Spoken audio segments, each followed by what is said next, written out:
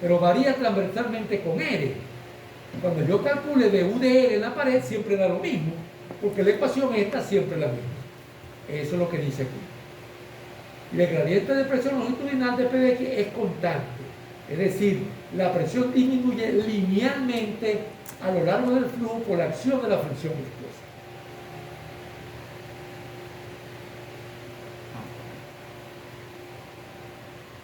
Ok,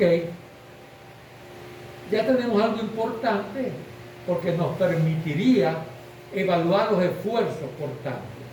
Y esos esfuerzos cortantes nos permitirían calcular la caída de presión. En realidad, como dije en la introducción, en conducto no se acostumbra a usar el coeficiente de pérdida, sino un llamado factor de fricción. El factor de fricción es la versión adimensional de la caída de presión debido solo a fricción. Y está subrayado solo. ¿Por qué solo fricción? Bueno, la clase pasada recordábamos o razonábamos. La presión en un conducto puede cambiar por gravedad. Si el conducto sube por gravedad, la presión tiende a disminuir. Si el conducto es hacia abajo, por gravedad, la presión tiende a subir.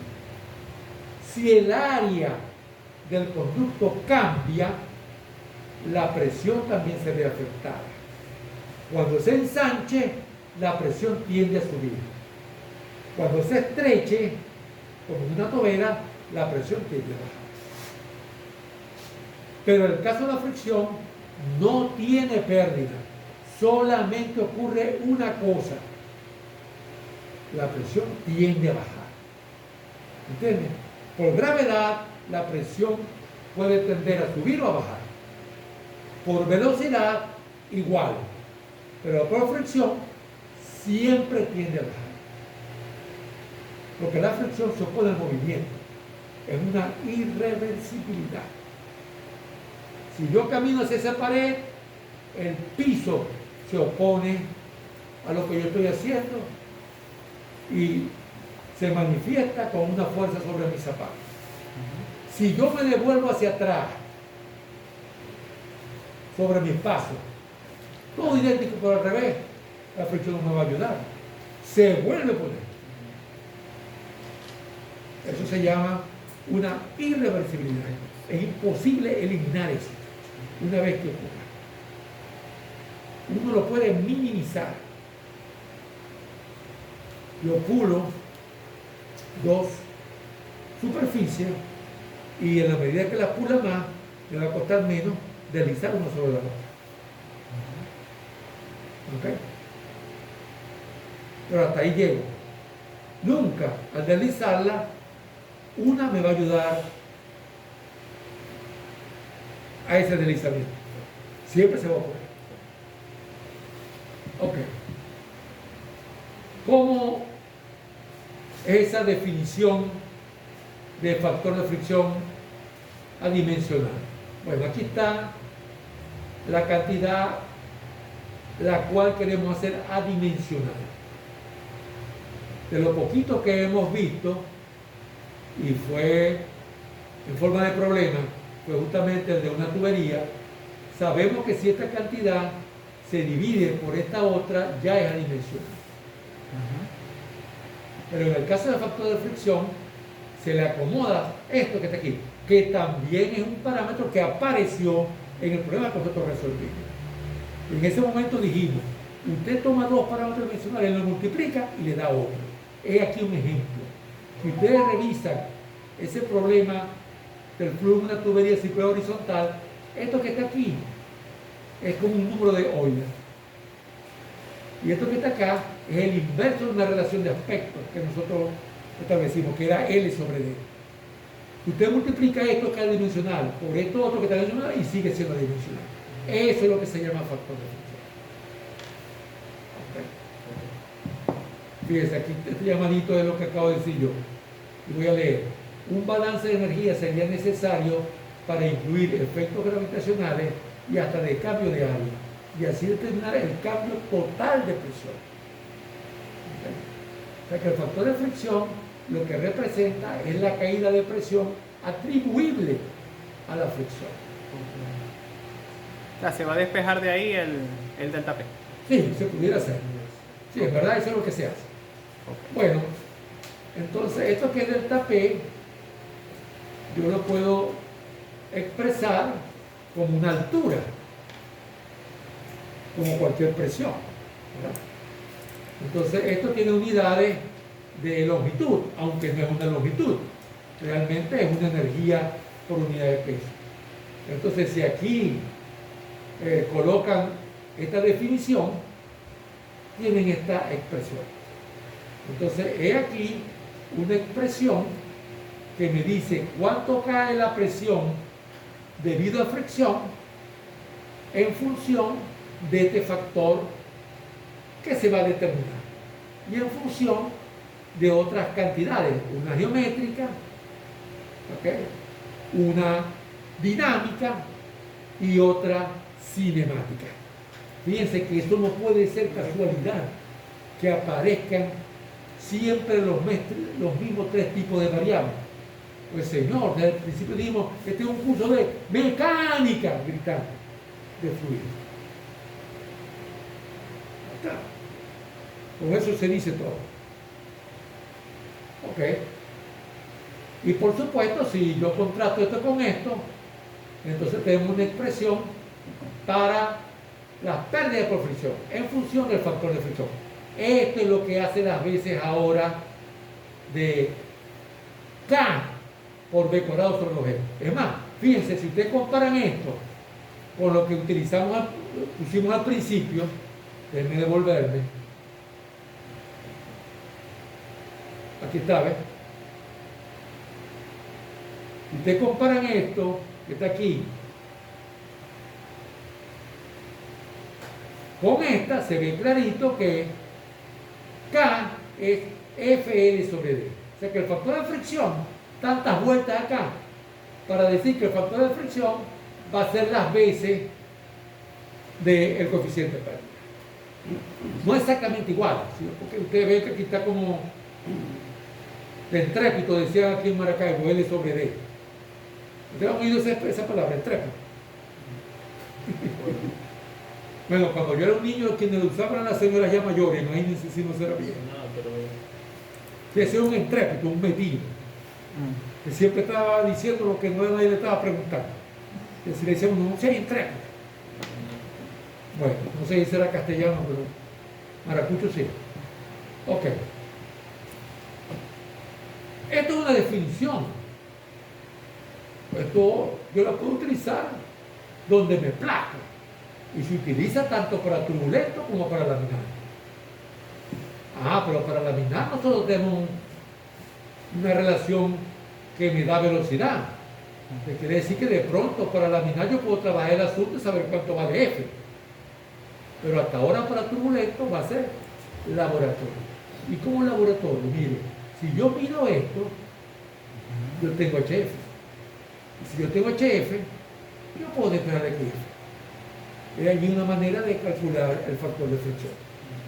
Eso lo hizo un señor alemán llamado Nikulaxe. Se cansó de hacer experimentos. Entonces vino alguien, un estadounidense llamado Paul Brook, y le hizo un ajuste de curva a ese dato experimental. Pero quedó una expresión tan complicada que vino otro estadounidense de apellido Moody y dijo, no, mejor vamos a poner esto en forma de gráfico. Tomó la ecuación de Colebrook y Colebrook tomó la ecuación de Nikulaxe. Ok. De todos esos tres señores que acabo de mencionar, hay fotos. No son de la época de Simón Bolívar.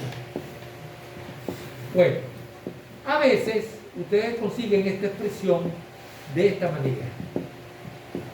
Pero está clarito que esta F no es lo mismo que esta. A esta se le llama el factor de fricción de Fanning. Y es un cuarto de esto que está acá. Ya esto lo usa cada vez menos gente. Los libros modernos de mecánico fluido a veces ni siquiera mencionan esto. de que existe. Pero quien tenga muy buena memoria, bueno, verdad que ustedes casi no vieron flujo compresivo.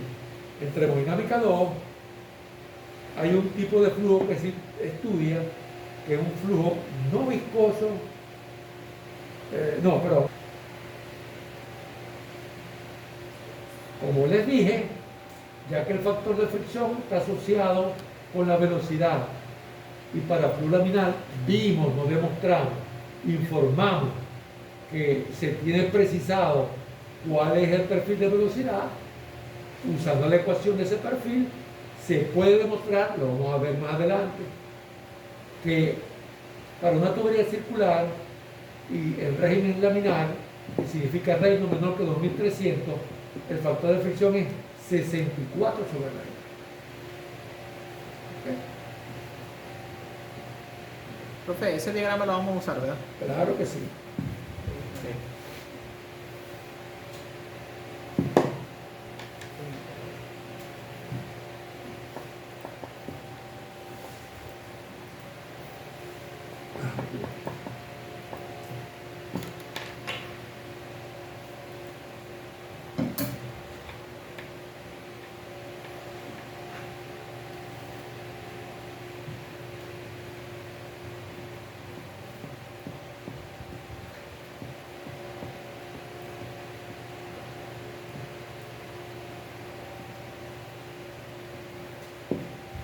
Ok.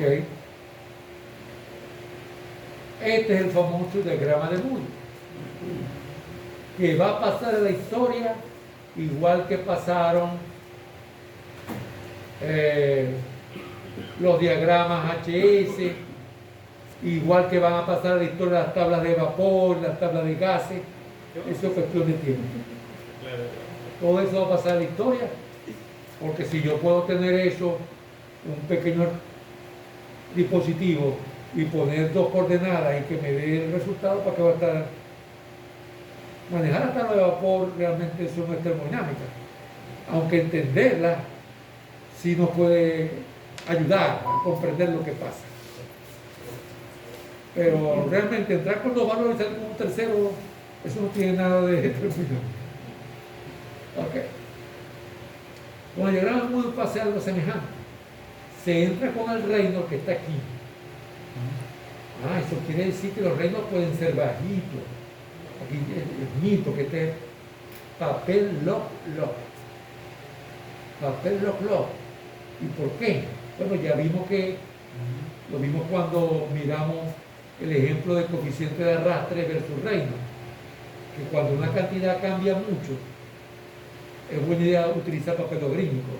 Y este reino de aquí puede ser tan pequeño como por debajo de 1000 y tan grande como millones, varios millones. ¿Ok? Flujo laminar entonces está en este rincón. ¿Qué me da esto? Para el reino me da el factor de fricción. Como es 64 sobre reino y es tu papel logarítmico, quitaré f igual a 64 sobre reino.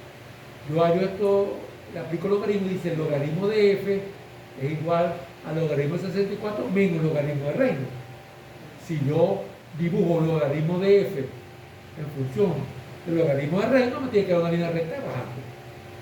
O sea, que hay que aplicar, profesor, el logaritmo del factor de fricción. Claro, porque este papel logarítmico. El papel logarítmico, tú lo que pones aquí es el logaritmo realmente. ¿Okay? O sea, tú pones el valor, pero eso está en papel logarítmico. Ok, O sea, perfecto. el papel sacó el logaritmo. Ok. La ubicación del reino.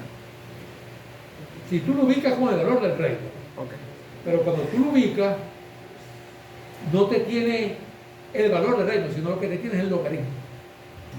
Pero por eso tú estás dibujando logaritmo de f en función del logaritmo del reino. Ok. Aquí pueden ver que el número, el factor de fricción va bajando a medida que el reino crece. Hay un reino crítico, aquí está, ¿ves? Exactamente 2000 y yo no sé cuántos, pueden ver, ¿no? Este es 2000 y este es 3000. ¿Eh? Y el reino crítico está por aquí.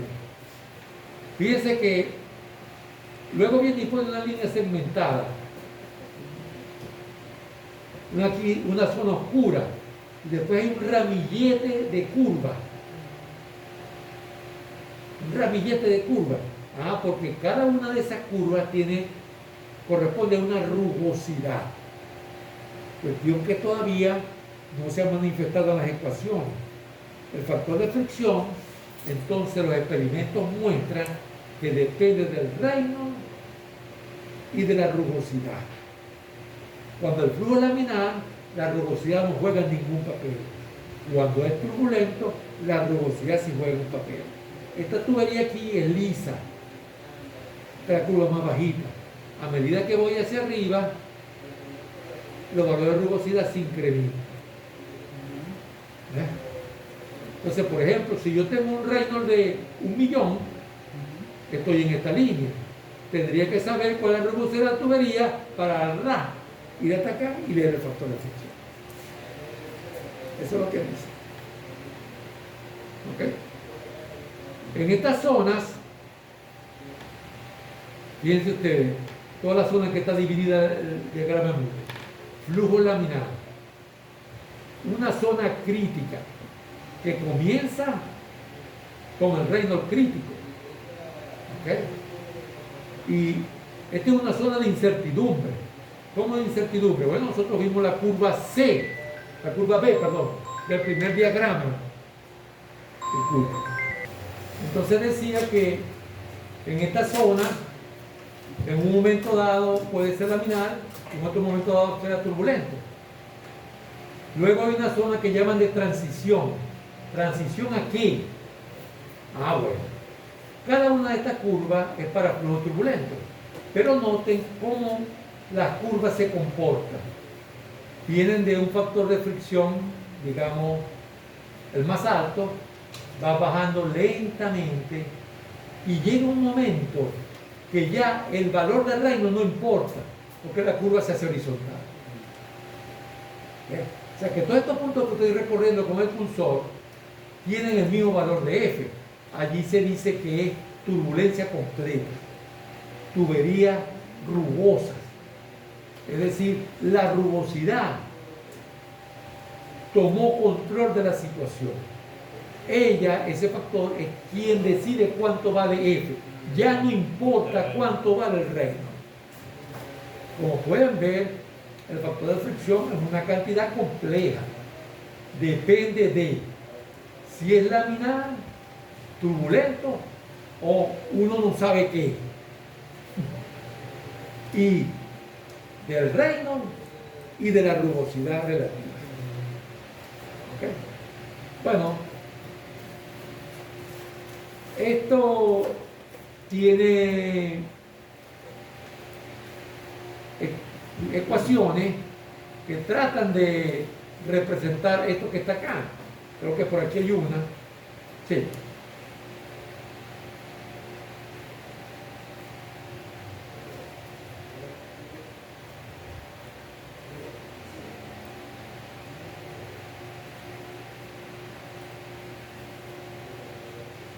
Aquí está la ecuación de Colebrook. ¿Qué tiene de malo esta ecuación? Bueno, ahora a lo mejor no. Pero en los tiempos de la regla de cálculo, sí, yo quiero F. Pero un momentico, F lo tengo aquí. A la 1 medio y dentro de un logaritmo de base 10. ¿Cómo la saco? Pero ahora no, ahora se le pone esto a cualquier aplicación y te dice cuánto vale F, sin ningún problema.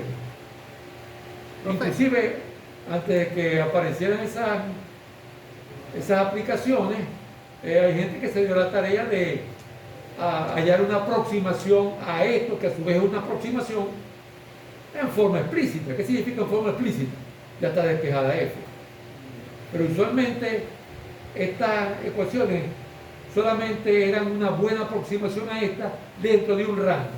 Aquí no puse el rango, se me olvidó. ¿Okay? Y todavía los libros traen a veces ejemplos de estas ecuaciones.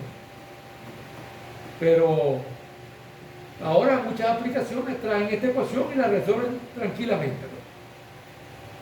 Así que en realidad es un diagrama algo enredado, pero el número de casos, de situaciones, está bastante precisado y vamos a ver que son 3 casos básicamente que a nosotros nos interesan y vamos a resolver el problema de cada uno de esos 3 casos. Ahora apareció en ese diagrama de Moody la rugosidad. De esa hay que hablar.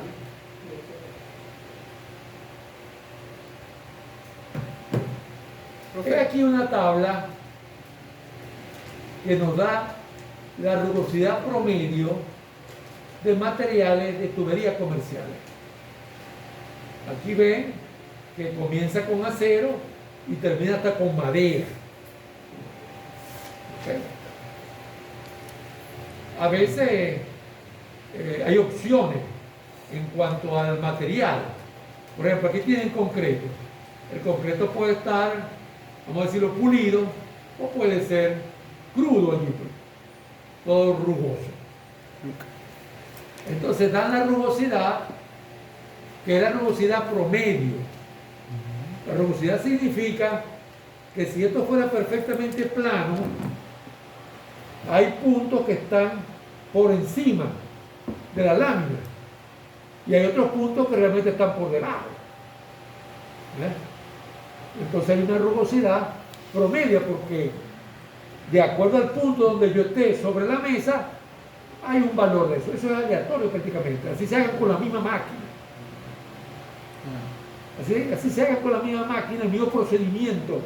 La pieza no va a haber 2 piezas iguales, una 100% idéntica a otra. ¿Ok? Entonces aquí nos dan esa rugosidad tanto en pies como en milímetros. Es raro, pero siempre la ponen en pie en el sistema inglés, ni siquiera en pulgadas. Y en el sistema SI la ponen en milímetros. Ok. Fíjense, si es de vidrio, se considera lisa. Y aquí hay una curva en Moody para tubería lisa, que es esta, ¿no? La primerita. Fíjense que la tubería lisa jamás llega a la situación de completamente turbulenta. Fíjense como esta curva de tubería lisa luce como paralela a esta, porque este es el lugar geométrico de todos los puntos, más allá del cual el flujo se hace completamente rugoso. Hay casos, profe, donde el Reynolds sea muy bajo y la rugosidad muy alta, ¿verdad? Cuando el flujo laminar, la rugosidad no juega ningún papel. Porque la idea es como esta. Vamos creando una rugosidad como una carretera que tiene sinusoidales. ¿Verdad? Entonces, si es sinuosa, si se va recorriendo lentamente en un automóvil, la persona puede recorrer esas curvas sin ningún problema. Pero si es decidir al millón, lo más probable es que alguna de esas curvas se salga de la carretera. Bueno, entonces, cuando el flujo es laminar, la rugosidad no echa jareta. Pero cuando el flujo es turbulento, la rugosidad sí. ¿Okay? Eso es lo que pasa. Pero si es laminar, con la rugosidad no hay que preocuparse. Entonces, lo que quería hacer notar aquí es la última columna, incertidumbre. ¿Qué significa eso? Que vamos a coger una que tenga un número más o menos sencillito, como esta. ¿Okay? Esta es en bronce. Una rugosidad de 2 milésimas de milímetro, pero con una incertidumbre de más o menos 50%. El 50% es 1, ¿verdad? 1 milésima de milímetro. Quiere decir que cuando yo pongo esta cifra, yo tengo que estar consciente que realmente puede ser 3 o puede ser 1. Eso es lo que significa más o menos 50%. sea que por mucho que nos esforcemos, hay incertidumbre cuando se entra el reino con una rugosidad. Entonces allí no hay que ponerse a leer, a tratar de leer en la escala esa logarítmico hasta yo no sé cuántos decimales, que para comenzar no se puede hacer. No se puede hacer. Ahí no hay ninguna marquita que te diga decimal ni nada de eso. O sea, para ese material, profesor, ¿puede aumentar la rugosidad? No, no hay que aumentar. Tú vas a calcular con 2 milésimas de milímetro, pero tienes que estar consciente que en verdad puede ser 3, o en verdad puede ser 1. O sea, tú la compras y tendrías que hacer una medición tú mismo para saber cuál es la que tiene. Eso no tiene mucho sentido. Okay. Hay unas que son menos, hay menos incertidumbre. Fíjense que aquí, este es interesante. Este es hierro, pero rugoso, vamos a decirlo así, nuevo. Bueno, ese tiene una baja incertidumbre. ¿Por qué? Porque ese tiene un valor relativamente grande, vamos a decirlo así. Relativamente grande. Bueno, total que aquí está el galvanizado, que es muy popular en las aplicaciones domésticas. Como pueden ver, todo esto es experimental. El diagrama de Moody viene de experimentos realmente. Esto es experimental.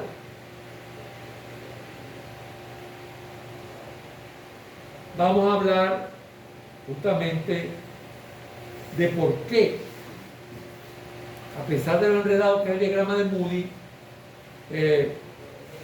uno se puede familiarizar porque se identifican unos tipos de problemas muy comunes. Lo primero, y leo, la mayoría de los flujos internos de relevancia en ingeniería son turbulentos, no laminares. Esto es cierto para buena parte de los flujos producto de la acción de los humanos y también de los naturales. En pocas palabras, turbulencia es la regla, laminar es la excepción.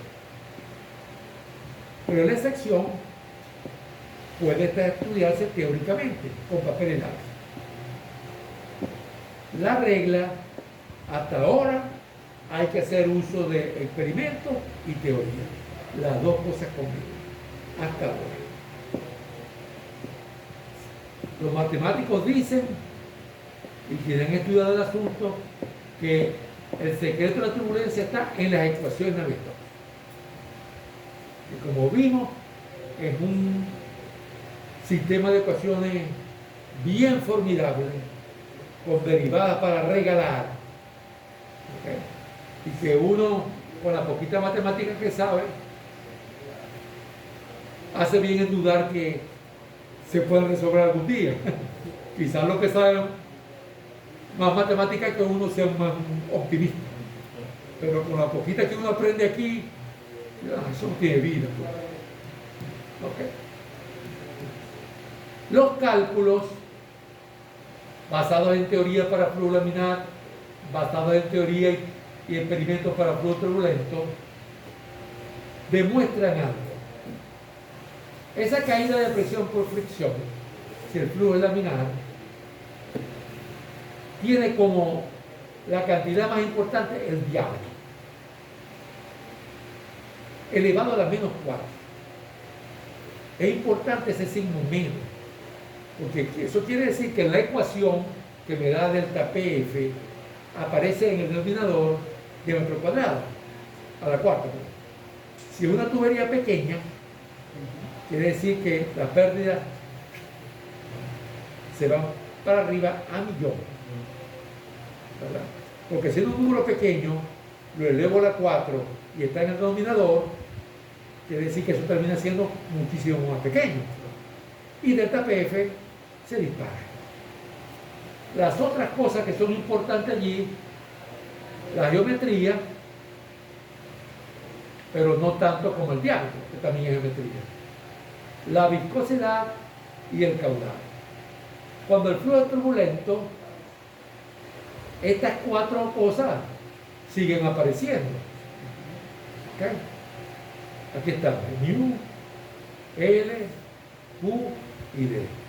Fíjense que la dependencia de L es del mismo tipo, L es la 1. Eso es razonable porque cuando nosotros vimos el diagrama donde se desarrollaba el flujo, quedó que la caída de presión caía, si el flujo es desarrollado, a un mismo ritmo. ¿Qué significa eso? Que es proporcional a L, junto. Bueno, aquí está, ¿ves?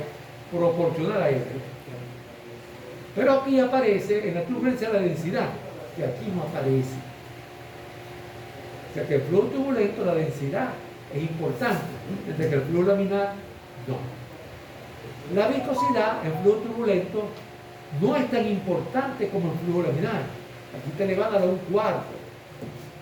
Pero esto cuadra con lo que nos han explicado, que la turbulencia es un fenómeno que se desarrolla, que hace su aparición cuando la fuerza viscosa pierde preponderancia, dejan de controlar el flujo. Entonces, es razonable que parezca a la 1/4. El diámetro, fíjense que sigue siendo importantísimo. Es más, está a la 4,75. Y el caudal gana importancia. Aquí está la 1 y aquí está la 1,75. ¿Okay? Bueno, esas son cosas que nos dan información. Nos dicen de lo que hay que cuidarse más es del tamaño de la tubería. Para ambos tipos, ambos patrones, es preponderante. Por eso aquí en manera de conclusión dice, el diámetro y el menor grado caudal son los parámetros de mayor influencia sobre las características. ¿Cómo es un cálculo básico? Claro, ya le dije que hay como 3 situaciones. Profe, ¿qué significa el infinito ese? ¿Qué significa qué? Arriba. ¿Qué cosa? Ese, ahí, Esto. justamente ahí, ajá, exacto. Eso significa proporcional, del orden de, Ok. como proporcional. Ok, proporcional a la densidad, proporcional a... Sí, cuando aparezca la densidad aparecerá a 3/4. Y en el numerador, que es positiva. Ok, el cálculo más sencillo es el siguiente. Yo quiero hallar las pérdidas en un tramo de tubería, que lo conozco, completo. Y quiero saber las pérdidas que corresponden a un cierto caudal. ¿Cómo hago allí? Calculo el Rayman, porque si tengo el caudal y el diámetro puedo hallar la velocidad. Me hace falta también la densidad, la viscosidad. ¿Okay? Y el diámetro que es conocido. No hay problema.